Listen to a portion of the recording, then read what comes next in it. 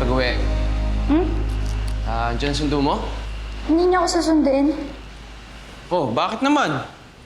Ano ba namang klaseng boyfriend yan? Nung ako boyfriend mo, kahit nasang lupalop ka pa ng Pilipinas, sundo ka sa akin. Alam mo yan? Pabida ka na naman. Hindi niya ako susunduin kasi nga, Oh, di ba dito ako matutulog? dito ako matutulog. Ano yun? Nalaman mo lang na dito ako matutulog. Gusto mo dito ako na rin matulog. Uy, Grace, yung sabi ko sa'yo may boyfriend ka, tsaka ako, I'm weak. Palmo?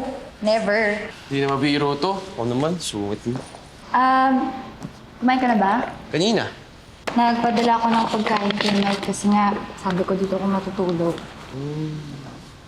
Thoughtful naman pala ni Mike eh. Wala talaga ako sa kanya, no? Alam mo, mo nang pakawalan yun. Swerte ka na dun eh. Oo naman. Siya kasi yung nandun nung wasak na wasak ako sa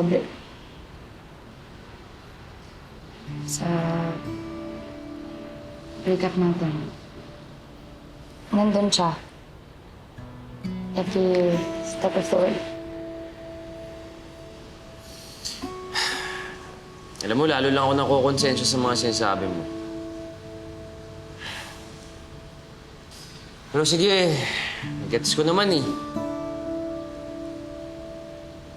I destroyed you. Pero siya, he fixed you. Buti naman, na-realize mong ito talaga yung dahilan bakit tayo natapos. Tagal ko din pinagsisihan yun.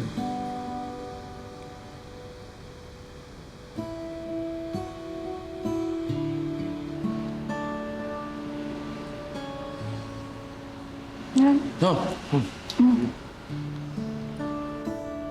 Ay, alam mo, you're not that bad.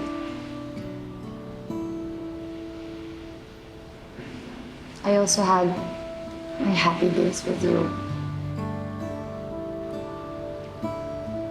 Hindi naman lahat ng 5 years na tayo sama.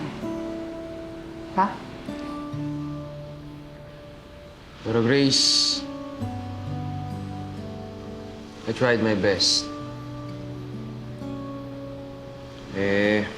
Ganito lang siguro talaga ako eh. Hanggang doon lang kaya ko ibigay.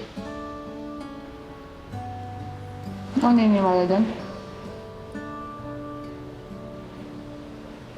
You could have given more.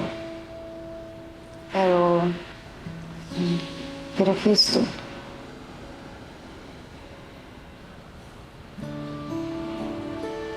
Nadamot lang siguro ako. Baka natatakot lang.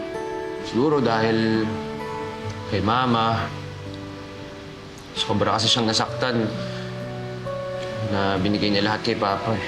Wala na siyang tinira sa sarili niya. So, siguro ganun din ako. I will probably end up alone in my life.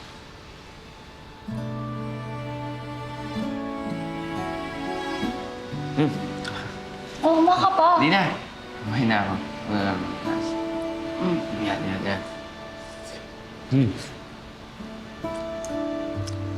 Alam mo,